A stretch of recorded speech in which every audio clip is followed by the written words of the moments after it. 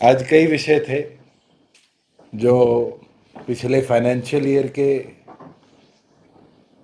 प्रति भी है और आगे की कैसे रूपरेखा रखी जाए, प्रदेश को कैसे और प्रोग्रेसिव बनाया जाए, उनके ऊपर चर्चा करने की भी है। पर मैं पहले शुरू करना चाहूँगा, जो अनसीजन्ड रेनफॉल अभी पिछले 1 डेढ़ महीने में 3 अलग अलग चरणों में, एक फरवरी के माह के अंदर हुआ, उसके बाद हमारे बीच में 24 और 25 मार्च को हुआ, और फिर 30 तारीख से लेके और 3 तारीख तक अलग अलग हिस्सों में प्रदेश में अनसीजन रेनफॉल और हेलस्टॉर्म, ओलावृष्टि जिसको हम कहते हैं, आया।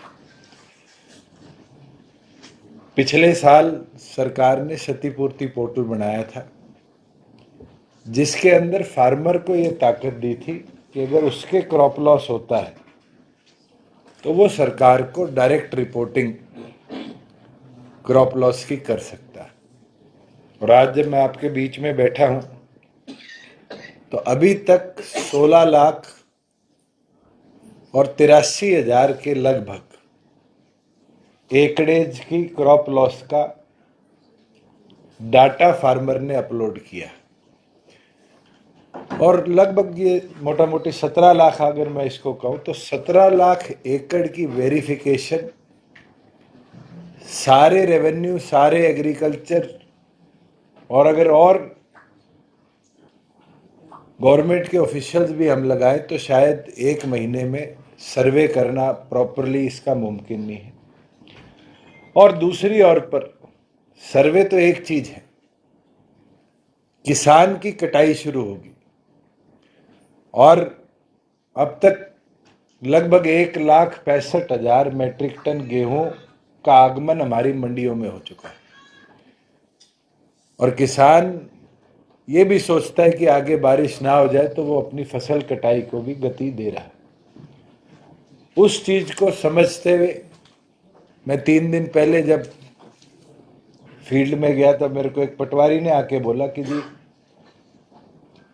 हमारे पास इतना बड़ा सर्वे की मशीनरी नहीं है। तो कल सरकार ने ये निर्णय लिया है कि जहां रेवेन्यू ऑफिसर्स, चाहे वो पटवारी, कानूगो से लेकर डिप्टी कमिश्नर तक, जो वेरिफिकेशन करेंगे, उनके साथ साथ, क्योंकि बारी बारी ये आरोप लगते पटवारी ने ठीक गिरदावरी नहीं करी, इस बार हमने 500 एकड़ जो क्षतिपूर्ति पोर्टल पे बने हैं, उसके सर्वे के लिए गांव के ही पढ़े लिखे, जो कंप्यूटर व्यवस्था जानता हो, मोबाइल से जियो टैगिंग करके फोटो फार्मर की डाल दे, उस व्यवस्था को बनाने के लिए क्षतिपूर्ति सहायक की नियुक्ति के आदेश दे दिए हैं। एक क्षतिपूर्ति सहायक 500 एकड़ का सर्वे भी करेगा, बंटवारी का सहयोग भी करेगा, और जब फार्मर क्रॉप बेच के आएगा तो उसका डाटा भी रीसिंक कर अगर किसी के 25 से 50% हुई है तो उसको हम 9,000 रुपये देंगे, 50 से 75% क्षति हुई है तो उसको 12,000 देंगे, और 75% से 100% तक किसी के क्रॉप लॉस हुआ है और वो एक दाना भी मंडी में नहीं बेच पाया तो उसको 15,000 रुपये देने का जो सरकार का नियम है, उस अनुसार जैसे जैसे सहायकों द्वारा भी और रेवेन्यू ऑफिसर द्वारा भी वेरिफिकेशन हमारे पास आएगी। इस बार यह निर्णय है कि पूरी स्टेट का इंतजार ना करते हुए डिस्ट्रिक्ट लेवल पर जैसे जैसे रिपोर्ट कंपाइल होगी, स्टेट का जो स्टेट डिजास्टर रिलीफ फंड है SDRF, उससे क्रॉप लॉस का पूरा कॉम्पनसेशन फार्मर को हम समय अनुसार पहुंचाने का काम करेंगे। 70% से नीचे चला क्या होता था? मैं दोबारा रिपीट करता हूं, गवर्नमेंट ऑफ इंडिया तो 33 से 50 कहती है, हरियाणा सरकार के नियम है 25% से 50% को 9,000 रुपये, 50 से 75% को 12,000 रुपये, और 75% से 100% किसी के क्रॉप लॉस है तो उसको 15,000 रुपये हम क्रॉप लॉस का कॉम्पनसेशन देते हैं। जनरल गिरदावरी की जो हमारे पास रिपोर्ट आई है उसके अंदर 13 ऐसे जिले थे जिसमें फरवरी के महीनों में क्रॉप लॉस रजिस्टर हुआ। जो स्पेशल गिरदावरी के आदेश विधानसभा के सेशन के दौरान दिए गए उसकी रिपोर्ट 24 मार्च को आई, जिसमें 4 एडिशनल जिले 13 और 4 17 जिले ऐसे थे जिनके अंदर 24 मार्च तक क्रॉप लॉस हमारे को बताया गया। और अब जो हेलस्ट्रॉम और रेनफॉल हुआ है इसका डाटा अभी आना बाकी है। मुझे ये अनुमान है 3 ऐसे जिले हैं जहां कम रिपोर्टिंग क्षतिपूर्ति पे भी है और अब तक कोई भी ऐसी रिपोर्ट नहीं आई जिसके अंदर बहुत ज़्यादा क्रॉप लॉस है। लिमिटेड पैचेज में ओले गिरे हैं, जैसे फॉर एग्जांपल हिसार डिस्ट्रिक्ट है।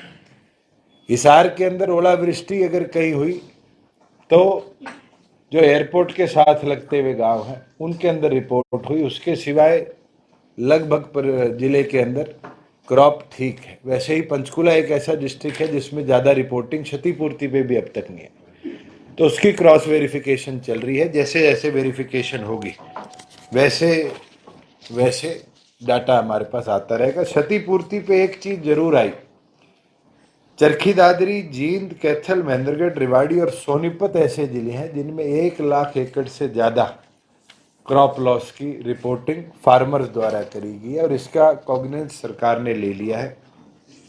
और ये है जी चरखी दादरी, जींद, कैथल, महेंद्रगढ़, रेवाड़ी और सोनीपत, जिसमें तीनों टाइम में जनरल गिरदावरी भी, पहली स्पेशल गिरदावरी भी और जो लास्ट हेलस्ट्रॉम और रेनफॉल आया है अप्रैल के शुरुआत में मार्च के अंत में, उसके अंदर सबसे ज़्यादा एकड़ेज क्रॉप लॉस का इस 16 लाख में से इन 6 जिलों में रजिस्टर हुआ।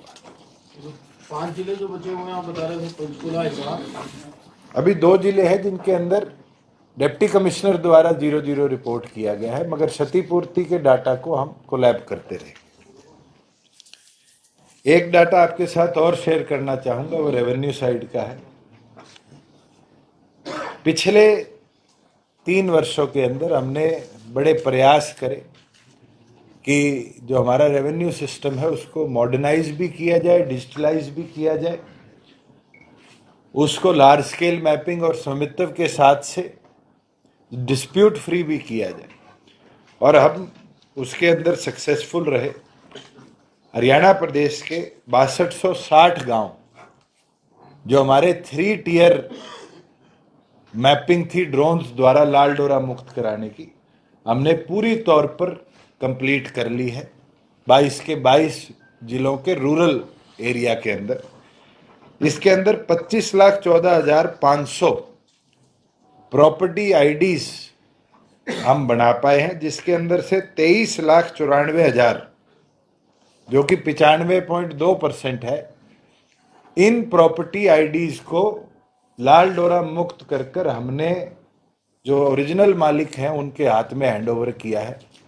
क्लेम्स एंड ऑब्जेक्शंस अभी चल रहे हैं और क्लेम्स एंड ऑब्जेक्शंस के बाद मुझे पूर्ण अनुमान है कि हम अगले 2 से 3 महीने में ये 5% जो प्रॉपर्टी आईडीज हैं इनकी डिस्ट्रीब्यूशन भी पूरी तौर पर कर देंगे और हरियाणा प्रदेश को 31 दिसंबर 2023 तक पूर्ण तौर पर लाल डोरा मुक्त बनाने में हम कामयाब रहेंगे। हम गर्व से कह सकेंगे कि हरियाणा देश का पहला स्टेट होगा जो 100% लाल डोरा मुक्त है, जिसके अंदर एक एक प्रॉपर्टी की आइडेंटिफिकेशन भी है और आइडेंटिफिकेशन के साथ साथ एक एक प्रॉपर्टी आईडी डिजिटली मार्क्ड है और उसके ओनरशिप टाइटल जो कंसर्न्ड ओनर्स हैं उनको हमने हैंडओवर करने का काम किया है।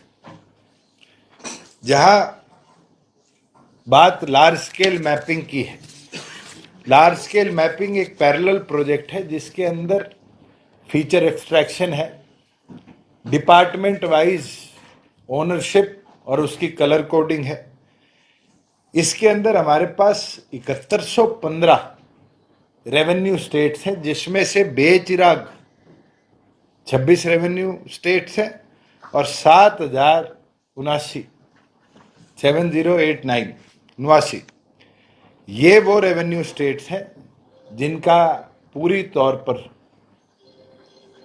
जो हमारा लार्ज स्केल मैपिंग है इसके द्वारा ड्रोन फ्लाइंग हमने शुरू करी हुई है। ये स्वामित्व से अलग है और ये वन ऑफ इट्स काइंड है, जिसके अंदर एक एक चीज को कलर कोडेड मार्क कर दिया जाएगा। और फिर अगर आपने चंडीगढ़ बैठकर भी डिजिटली ये देखना है कि सिरसा के किसी गांव में किस नाम से कौन सी प्रॉपर्टी, तो आप उसको डिजिटली कलर कोडेड देख पाएंगे। इसके अंदर अभी 4976 गांव में ड्रोन फ्लाइंग हमारी कंप्लीट हो चुकी है। करनाल, सोनीपत, पानीपत और कुरुक्षेत्र, इन जिलों के अंदर 100% ड्रोन फ्लाइंग कंप्लीट हो चुकी है। करनाल और सोनीपत को अर्बन और रूरल दोनों, क्योंकि लार्ज स्केल मैपिंग के अंदर रूरल अर्बन डिवाइड नहीं है, पूरे जिले का मैप इसमें बनता है। और इसमें मरब्बा स्टोन्स जो हमारे हैं पुराने, जो आज मोस्ट प्रॉपर्टीज में मिसिंग है, वो मरब्बा स्टोन्स की मार्किंग भी समय अनुसार हम कर रहे हैं और डिजिटली कर रहे हैं कि जियो टैगिंग के माध्यम से हमें एग्जैक्ट जीपीएस लोकेशन एक एक मरब्बे स्टोन की हरियाणा प्रदेश में मिल जाए, जिसकी एक्यूरेसी 0.1 इंचेस के लगभग हम मानते हैं कि हम कर पाएंगे। इतना एक्यूरेट लार्ज स्केल मैपिंग का डाटा होगा। हमारा टारगेट है कि हम मार्च 2024 तक पूरे हरियाणा प्रदेश को लार्ज स्केल मैपिंग के तहत कवर कर पाएंगे। लार्ज स्केल मैपिंग में हमें दो दिक्कतें जरूर आई। ड्रोन्स जब हिली ट्रेन में फ्लाई करते हैं तो फीचर एक्सट्रैक्शन और एरिया एक्यूरेसी नहीं हो पाती, और उससे जो गवर्नमेंट ऑफ इंडिया की टीम हमारे साथ इस प्रोजेक्ट में कोऑर्डिनेटेड थी, उनको निरंतर दिक्कत आ रही थी।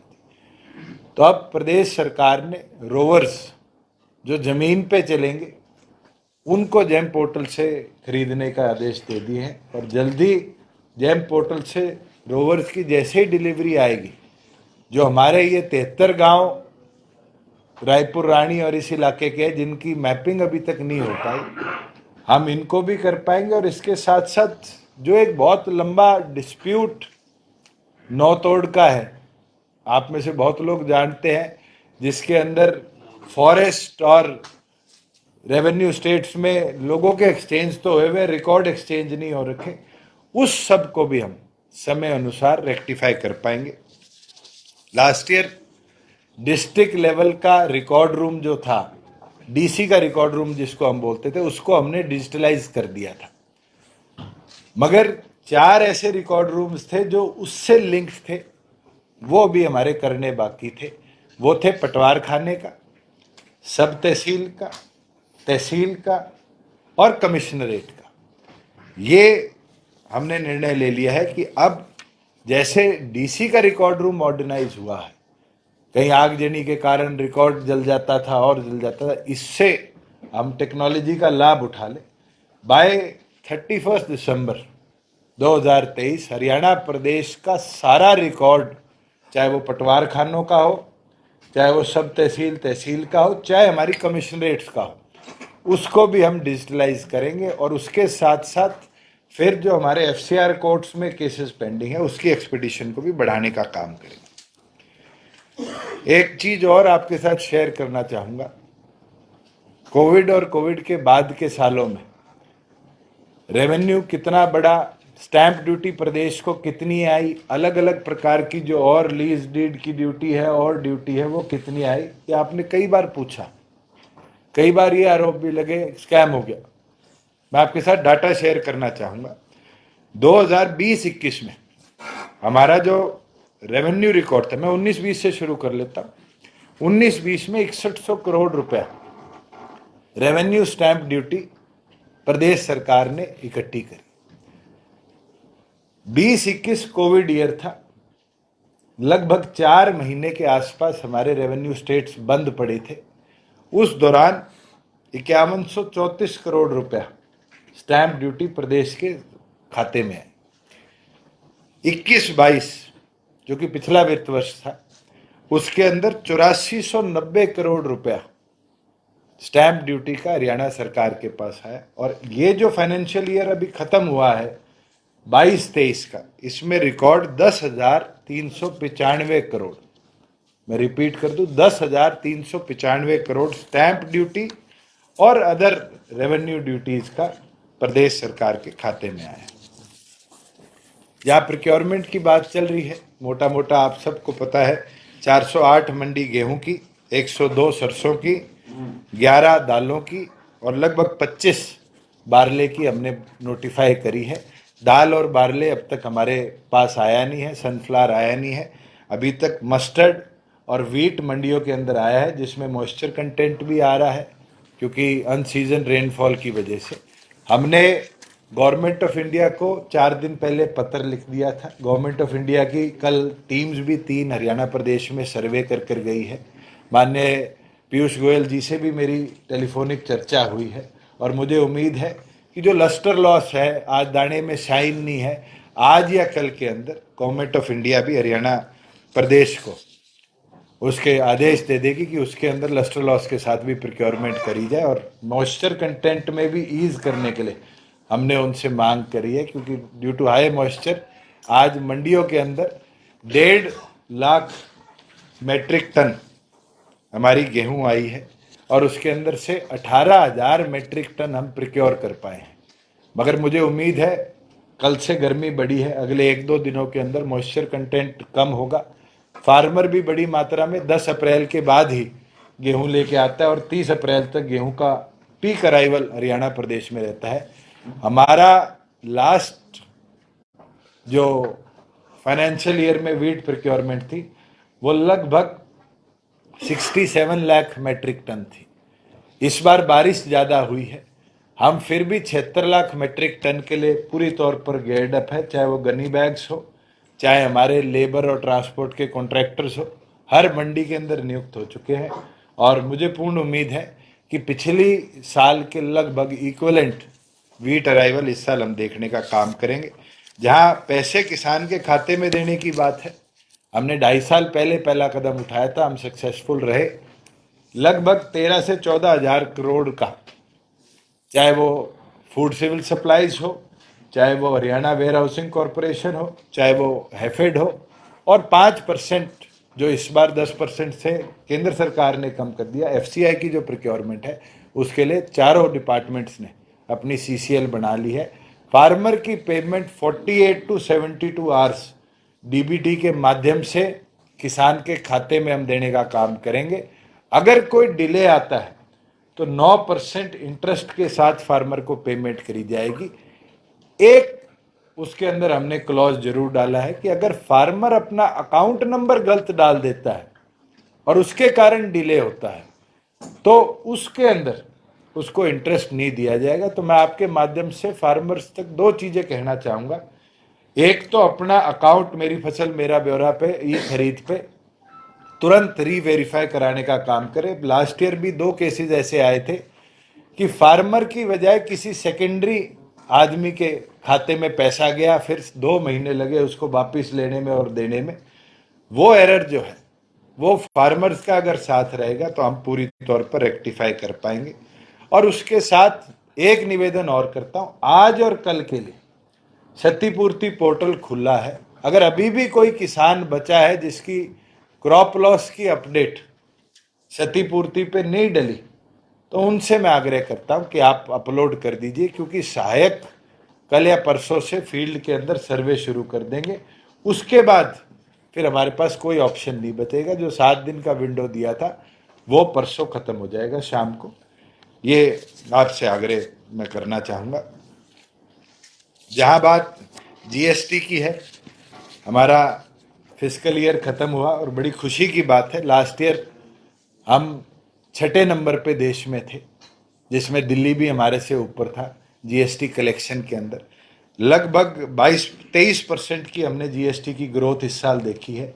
जीएसटी टोटल कलेक्शन प्रदेश की 33,527 करोड़ है, जिसमें से जो लास्ट 2 महीनों की हमें जीएसटी कॉम्पनसेशन 3 महीनों की हमें मिली थी, उसके अंदर 2575 करोड़ रुपए कॉम्पनसेशन का हमें पैसा मिला था। उसके बावजूद भी प्रदेश ने 30,951 करोड़ रुपया टैक्सेशन का कलेक्ट किया है। आज हमारे से ऊपर 3 प्रदेश हैं, आज हम चौथे नंबर पे हैं।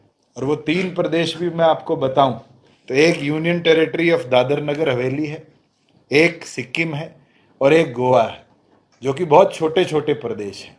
और बड़ी अच्छी मेहनत हमारे टैक्सेशन ऑफिसर्स ने करी है, जिसके अंदर 2 राउंड ऑफ ट्रेनिंग, हमने एक राउंड ऑफ ट्रेनिंग तो ब्रिटिश हाई कमीशन और उनकी टीम से कराने का काम किया, और एक सेंट्रल जीएसटी, उसके साथ साथ कई ऑफिसर्स उसके अंदर सीबीआई, ईडी और ये जो इन्वेस्टिगेशन एजेंसीज होते हैं कस्टम्स के, इनके भी हमारे ऑफिसर्स को ट्रेन करने आए। और मैंने ये आदेश भी दे दिया है कि इसको 2 बार साल में हम एक रेगुलर इवेंट बनाए कि हमारे जितने ऑफिसर्स हैं वो लेटेस्ट मॉडर्न टेक्नोलॉजी के साथ गेयर अप होते रहे।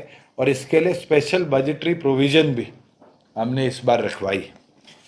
जहाँ बात एक्साइज की आती है, मैंने आपको पीछे ब्रीफ किया था कि हमारी ग्रोथ रेट अच्छी है, क्योंकि हमारा फाइनेंशियल ईयर ख़त्म हो गया और 1 महीना अभी हमारे लास्ट किस्त बाकी है। मगर उसके बावजूद भी अगर मैं पूरे साल का अनुमान लगाऊं तो अभी तक 22-23 का जो एक्साइज ईयर है उसके अंदर 9,687 करोड़ रुपया प्रदेश सरकार के पास आ चुका है। और जैसे ही आगे ऑक्शंस और ये प्रोसेस शुरू होगा, इस बार जब हमने 9200 करोड़ का टारगेट लिया था, हम 10,200 करोड़ को क्रॉस कर लेंगे इस एक्साइज ईयर के अंदर। उसके अंदर 2400 हमारे टोटल लिकर वेंट्स थे, 2400 में से 2104 लिकर वेंट्स पर हमने POS system, point of sale system, जो हमारी एक्साइज पॉलिसी का पार्ट था, वो इंस्टॉल कर दिया है। Flow meters already in movement है और मुझे उम्मीद है कि इस महीने के अंत तक हमारी डिस्टिलरीज के अंदर फ्लो मीटर्स प्रॉपरली इंस्टॉल हो जाएंगे। High security CCTV cameras Haryana प्रदेश के प्रत्येक वेयरहाउस, प्रत्येक बॉटलिंग प्लांट और प्रत्येक डिस्टिलरी के अंदर इंस्टॉल हो चुके हैं। और हमें विश्वास है कि इससे जो लीकेजेस सीपेजेस थी वो बहुत अंत तक हम कंट्रोल कर पाए। और हमने इस साल डिस्टिलरीज और बॉटलिंग प्लांट्स को और बेहतर मॉनिटर करने के लिए, पहले मॉनिटरिंग सीसीटीवी कैमरास की डीटीसी ऑफिस के अंदर होती थी, इस बार ये निर्णय ले लिया है कि मॉनिटरिंग जो है उसको हेडक्वार्टर में भी हमने एक कमांड सेंटर बनाया और हेडक्वार्टर में भी पैरेलली हम मॉनिटर करने का काम करते हैं, जिससे जो हमें संशय था कि हमारे टैक्स चोरी होती है उसको बहुत हद तक हम रोक पाए हैं। हाँ, पंजाब ने अपनी पॉलिसी जो बनाई है उसका साइड इफेक्ट्स हमें देखने को मिला कि हमारे जो बॉर्डर के वेंट्स थे उनके अंदर हमें 3 ऐसे वेंट्स थे जो सरेंडर करके हमें रीऑक्शन करने पड़े। और कईयों के अंदर ये हमारे पास समाचार भी है, उनकी तरफ से पत्राचार भी है कि लॉस हो रहा है because of Punjab excise policy. जो अगले साल की हमारी पॉलिसी होगी उन पे इन सब बिंदुओं पर भी हम विचार करेंगे। एक चीज़ नई हम शुरू करने का काम करेंगे। अब तक रोड साइड चेकिंग के लिए जो चलानिंग होती थी वो मैनुअल थी, हाथ से काटी जाती थी, उसमें ये अनुमान नहीं लगाया जाता था कि ट्रक को रोका कितने बजे गया है, इंस्पेक्शन कितने बजे हुई है, रिलीज कितने बजे हुआ है। अगले 1 महीने के अंदर अंदर हम सॉफ्टवेयर डेवलप कर सारे ऑफिसर्स को टैब्स इशू कर देंगे, जिससे पूरी तौर पर जीपीएस लोकेशन से एग्जैक्ट लोकेशन आए, समय जो हो उस समय को फीड किया जाए, क्या क्या चीज़ें अंदर टैक्स चोरी की है उसका प्रॉपर रिकॉर्ड बनाया जाए। और ये केवल मात्र टैक्सेशन विभाग के अधिकारियों के लिए नहीं, जैसे पैरेलली सीएम फ्लाइंग भी अलग अलग जगह अपनी छापेमारी करती है, उन सब को भी हम इन टैब्स के साथ इक्विप करने का काम करें। अंत में एक चीज़ मैं रखना चाहूँगा, वो हिसार एयरपोर्ट की है। कई साथी बारी बारी पूछते हैं कि हिसार एयरपोर्ट कब जाएगा। हिसार एयरपोर्ट का जो रनवे है हमारा 31 मई तक, जो कंक्रीट की स्लैबिंग एंड में बची है वो कंप्लीट हो जाएगी। 31 मई से लेके 31 अगस्त तक जो वहाँ पर एडवांस लैंडिंग सिस्टम के लिए नेविगेशनल एड लाइटिंग लगनी है वो डिलीवर हो चुकी है, वो इंस्टॉल हो जाएंगी। बाउंड्री वॉल जो पूरे हमारे फेज 2 की है, फेज 3 की तो chain link boundary wall complete हो चुकी। जो फेज 2 है, जो हमारा अब एयरपोर्ट की प्रेमिसेस रहेगी, जो IMC है मैन्युफैक्चरिंग क्लस्टर, उसके अंदर का जो एरिया है वो हमारी 31 मई तक कंप्लीट हो जाएगी। जो हमारा इंस्ट्रूमेंटल लैंडिंग सिस्टम है जो प्रॉपर कंट्रोल रूम के साथ बनेगा, IRB की 2 बिल्डिंग्स थी वो खाली हो चुकी है, हमने हैंडओवर कर ली है, उनकी रेनोवेशन शुरू कर दी गई है वॉर फ्रंट पे। और मुझे उम्मीद है कि हमारा 31 अगस्त तक इंस्ट्रूमेंटल लैंडिंग सिस्टम जो है, जो प्लेन को गाइड करेगा लैंड करने के लिए, वो इंस्टॉल हो जाएगा। जहाँ जहाज पार्किंग करते हैं, जैसे चंडीगढ़ एयरपोर्ट पे आपने देखा होगा कंक्रीट का एक एप्रन होता है, एप्रन हमारा इस महीने के अंत तक 30 अप्रैल तक 10 जहाज खड़े करने का पूरी तौर पर कंप्लीट हो जाएगा। IMD जो इंस्ट्रूमेंट होता है मेट्रोलॉजिकल डिपार्टमेंट का, जो वेदर फॉरकास्ट को और प्लेन को कहीं ना कहीं कनेक्ट करता है, वो 31 अगस्त तक डिलीवर हो चुका है, 31 अगस्त तक इंस्टॉल हो जाएगा। CCR और नेविगेशन इक्विपमेंट्स जो हैं ये भी 31 अगस्त तक कंप्लीट हो जाएंगे। एक चीज़ मैं कहना चाहूँगा, सेशन में आपने सुनी होगी कि मेरी कंपनी है, ज़मीन है, एयरपोर्ट में ज़मीन ली गई है। मैंने डाटा आपके साथ भी शेयर कर लूँगा, मैं रिकॉर्ड निकाला है, पूरे 7117 एकड़ 5 कनाल और 15 मरले ज़मीन एयरपोर्ट के नाम हुई है। और उसके अंदर सारा रेवेन्यू रिकॉर्ड ये बताता है कि सब 1947 से GLF की ज़मीन है। सिर्फ एक ज़मीन पंचायत डिपार्टमेंट की थी जो 1988 में GLF के नाम पे, जो हमारा कैटल फार्म था उसके नाम पे ट्रांसफ़र हो गई है। तो कोई इस तरह के बेतथ्य आरोप जो लगा रहे थे, मैं उनको बोलना चाहूँगा कि फैक्चुअली बात करें।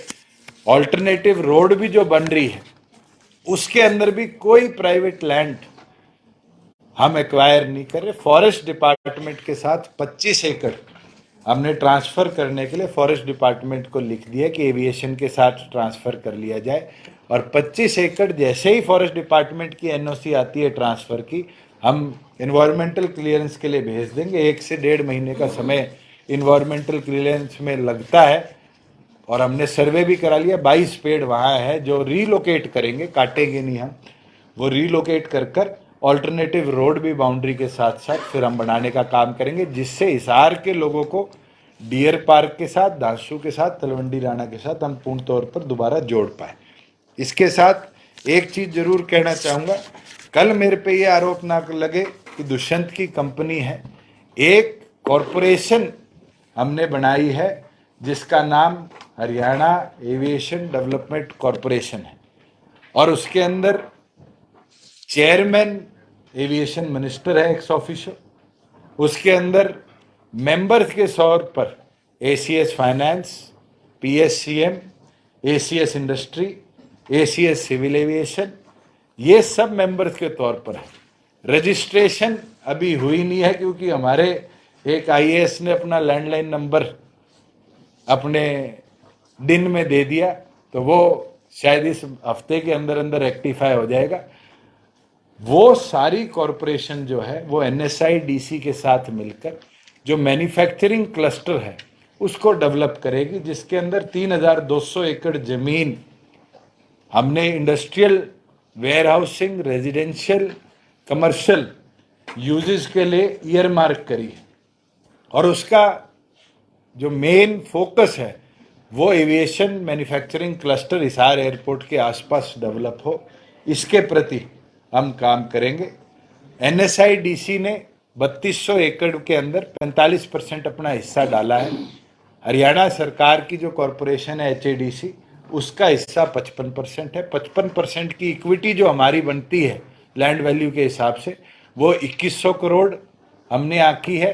और पैरेलली NSIDC ने हमें लिखित तौर पर अप्रूवल दे दिया है कि 1800 करोड़ रुपया गवर्नमेंट ऑफ इंडिया NSIDC के माध्यम से इस प्रोजेक्ट की डेवलपमेंट में अपनी इक्विटी डालने का काम करेगी।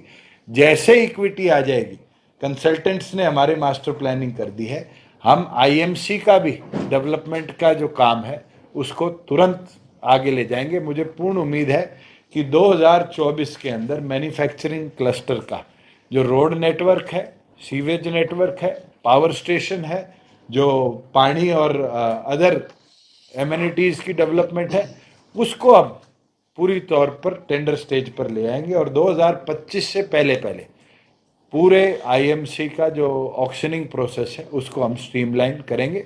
उसके अंदर गवर्नमेंट ऑफ इंडिया का पूरी तौर पर योगदान रहेगा। एक चीज़ और टच करना चाहूँगा, 5 दिन पहले हमारे जो defence ministry government of India है उनका अप्रूवल आ गया है।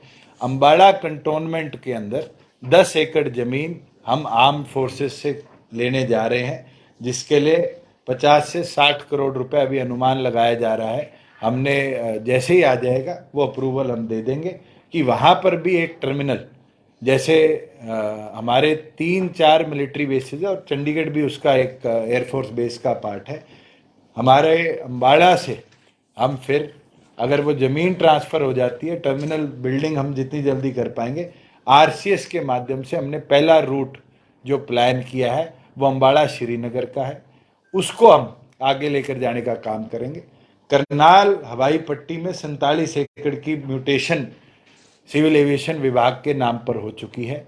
बाउंड्री वॉल एक्सटेंशन का काम हमने टेंडर प्रोसेस में शुरू कर दिया और जैसे ही बाउंड्री वॉल एक्सटेंशन होगी 3000 फीट की करनाल की पट्टी को फिर हम 4500 फीट की हवाई पट्टी बना देंगे, जिसमें हम 48 सीटर तक का प्रोपेलर प्लेन उतार पाएंगे। और कृष्णा सर्किट और RCS के अंदर हम फिर इसको भविष्य में लेके जाएंगे, जिससे करनाल श्री महाभारत की धरती कुरुक्षेत्र के पास लगता है, उसको जो कृष्णा सर्किट के और धाम है उससे हम रिलीजियस पॉइंट ऑफ व्यू से कनेक्ट कर पाए। ये जो कंपनी बनाई गई है ये तो सरकारी कंपनी है, इसमें प्राइवेट तो कुछ है नहीं। पूरी तौर पर सरकारी कंपनी और एक शेयर भी किसी का पर्सनल नहीं होगा। इसके अंदर जो एक्स ऑफिशियो है, आज अनुराग रस्तोगी जी ACS फाइनेंस है तो एक्स ऑफिशियो ये मेंबर है, कल इनकी जगह कोई आएगा या मेरी जगह कोई सिविल एविएशन संभालेगा तो एक्स ऑफिशियो वो लोग इसके प्रतिनिधि होंगे। ये तो ड्रोन वाली बात करी है, तो ड्रोन में किसानों का ये कहना है कि सरकार जब मुकदमे दर्ज करने होते हैं पराली का, उससे आप लोग फोन कर लेती है, तो फसल खराब का क्या नहीं कर सकती? बिल्कुल कर रहे हैं। इस बार फसल खराबे के आंकलन के लिए 3 टियर मेथड हमने अपनाया है। एक तो है हरसेक की सैटेलाइट इमेजरी, जिसकी एक्यूरेसी एक लिमिट तक है, क्योंकि अगर हरी फसल बिछी होगी तो फोटो के अंदर हरी दिखेगी।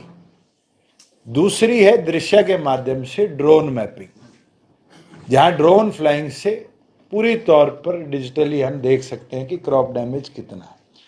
और तीसरा जो फील्ड सर्वे है वो भी 2 टियर किया है, रेवेन्यू ऑफिसर्स भी अपना करेंगे और क्षतिपूर्ति सहायक के माध्यम से गांव का लड़का भी 500-500 एकड़ के क्षतिपूर्ति ब्लॉक्स का सर्वे कर पटवारियों को हैंडओवर करने का काम करेगा।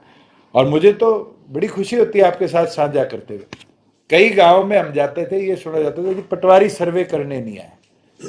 अब ये तो विश्वास किसान को है कि गांव का छोरी तो जो सहायक बनेगा वो तो गांव के हित में ही सर्वे करेगा, किसान के हित में ही सर्वे करेगा।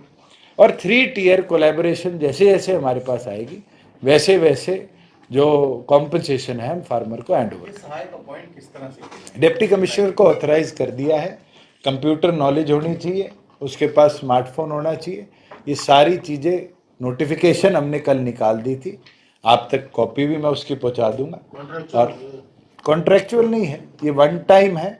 500 एकड़ेज का हमने एक क्षतिपूर्ति ब्लॉक नियुक्त किया है, जो भी इसमें सहायक बनेगा उसको वो 500 एकड़ेज की डिजिटल लोकेशन हम दे देंगे कि ये एग्जैक्ट GIS उसकी लोकेशन है और वहां पर जाकर वो फोटो खींचेगा, वो अपना आंकलन करेगा और रिपोर्ट सबमिट करने का काम करेगा। ये जो पोर्टल क्षतिपूर्ति पोर्टल बताया है वाला, इसमें कई जगह समस्या ये आ रही है कि गलत लोगों ने अपना डाटा अपलोड कर दिया, जो किसान है उनका डाटा अपलोड ही नहीं। ऐसा आपसे जानना चाहता हूँ कितना एक डाटा ऐसा होगा? देखिए, प्राइमरी तौर पर मेरी फसल मेरा ब्यौरा पर जो रजिस्टर्ड था वो क्षतिपूर्ति पे अपनी क्षति दिखा सकता था। इसके बाद हमने ये निर्णय लिया कि मेरी फसल मेरा ब्यौरा भी खोला जाएगा, आज रजिस्ट्रेशन चल रही है, और क्षतिपूर्ति के अंदर भी हमने रेवेन्यू रिकॉर्ड की लिंकेज के साथ फार्मर को ऑथराइज कर दिया कि फार्मर अपने आप को रजिस्टर करेगा। मुझे लगता है जो समस्या इनिशियल डेज पे आई थी, हमें भी फील्ड में जाते ही पता चलता था जी पोर्टल पे लॉगिन नहीं हो रहा, और हम खोलते थे तो डाटा डे बाय डे बढ़ता जा रहा था। तो उस चीज़ के अंदर हम बहुत हद तक इसको रेक्टिफाई कर पाए। अगर कोई 2-4% बचेंगे भी तो भी हमारे रेवेन्यू ऑफिसर्स पैरेलली उनका सर्वे पूरी तौर पर कर रहे हैं। भूषण जी, आपने एक्साइज का जिक्र किया कि पंजाब की जो पॉलिसी है कैसे इम्पैक्ट कर रही है सर हरियाणा में? पंजाब ने अपनी ड्यूटीज को बहुत हद तक कम किया, तो रेट बाहर हो गए ना, मतलब और उसके कारण जो हमारे बॉर्डर के लगते वेंट्स थे वहां rate is lower than Haryana. तो कहीं ना कहीं कोई नागरिक जाता है वहां से लेके आता है तो इनडायरेक्ट सेल को इम्पैक्ट करता है। आज दिल्ली की पॉलिसी जो आई थी जिसके कारण कई लोग आज सलाखों के पीछे है, उसने भी हरियाणा को इम्पैक्ट किया था, और उसके बाद उनकी पॉलिसी जब वापिस वहीं आई तो हरियाणा को उसका लाभ भी मिला। ये कंपनसेशन मई में स्टार्ट हो जाएगा डिस्ट्रीब्यूशन? जैसे जैसे डिस्ट्रिक्ट की रिपोर्ट आएगी वैसे वैसे डीबीटी के माध्यम से कॉम्पनसेशन किसानों के खाते में हम देंगे। आपने सेंटर से भी गुजारिश की थी कि जो गुणवत्ता रहती है बीज की उसके मापदंडों में थोड़ी ढिलाई हो जाए क्योंकि फसल खराब हो रही है, कोई रिस्पॉन्स? 25% छूट की हमने मांग केंद्र सरकार से करी है। कल उनकी टीम सर्वे करके गई है 3 अलग अलग लोकेशंस पे।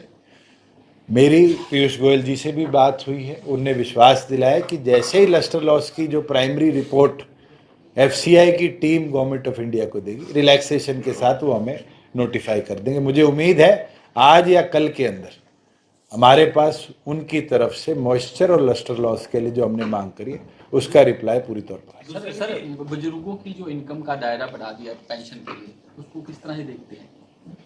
देखिए, जब सम्मान पेंशन की शुरुआत हुई थी तो 80,000 परिवार की आय नियुक्त करी गई थी।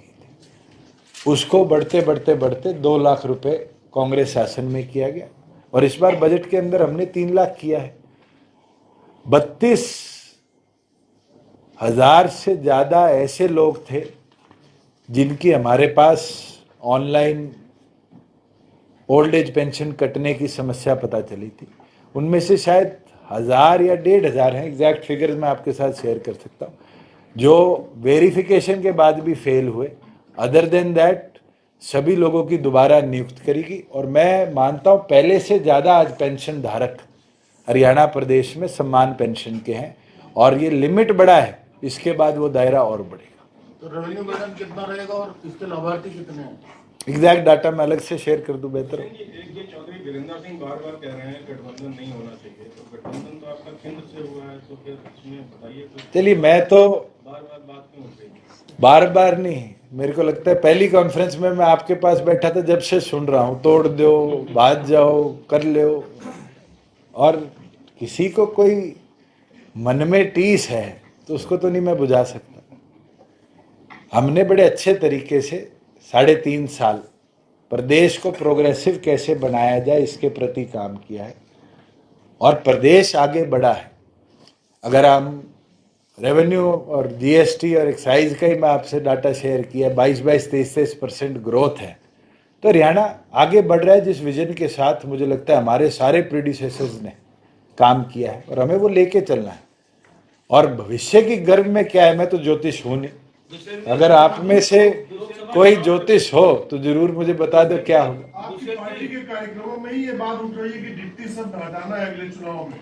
इसका मतलब ये हुआ कि आप अकेले जा रहे चुनाव? मैं तो परसों प्रधानमंत्री जी की बात सुन रहा था, उनने बीजेपी के स्थापना दिवस पे कहा कि हम 2 सांसदों की पार्टी थे, आज 300 पार करेंगे। क्या संगठन को हमने सीमित 10 सीटों पे रखना है? बिल्कुल नहीं। भारतीय जनता पार्टी क्या 40 पे सीमित होकर लड़ेगी? नहीं, दोनों पार्टियां 90 की 90 सीटों पर तैयारी कर रही है। आगे जो फैसला होगा वो तो भविष्य की गर्भ में। ये कहना कि हमारे कार्यकर्ता क्या कह रहे हैं, आपके कार्यकर्ता क्या कह रहे हैं, मैं तो आपसे पूछ लेता। आपने जब डिस्ट्रिक्ट में रिपोर्टिंग करी, आज आप हेडक्वार्टर रिपोर्टिंग कर रहे हैं, कल आपकी भी सोच होगी कि अखबार के मालिक बने। इस चीज को कौन रोक सकता है? मुझे लगता है ये सबकी इच्छा है। ग्रोथ किसको नहीं अच्छी लगती, मगर आज जो दायित्व, जो जिम्मेवारी मेरी है, मैं सेटिस्फाइड हूँ। बड़ा अच्छा मुझे अवसर इस उम्र में मिला और उस अवसर को हमने बड़ी अच्छी तरीके से जन सेवा में डालने का काम किया। सुशील जी, कांग्रेस को लेकर के लगातार आपने बात कही है कि कांग्रेस के साथ हम कभी भी नहीं जा सकते, लेकिन दिग्विजय चौटाला बार बार ये कह रहे हैं कि हम कांग्रेस के साथ भी जाने के लिए तैयार थे। देखिए, उस समय गठबंधन हो रहा था, जब रिजल्ट आया, कौन किससे बात कर रहा था, क्या क्या बातें हुई, ना छेड़ी जाए तो बेहतर है। और हमने तो प्रदेश को कैसे सक्सेसफुली चलाया जाए उस विजन के साथ अलायंस किया और भारतीय जनता पार्टी के साथ कॉमन मिनिमम प्रोग्राम में दोनों पार्टियों ने बड़ा अच्छी तरीके से 3.5 साल प्रदेश चलाया है।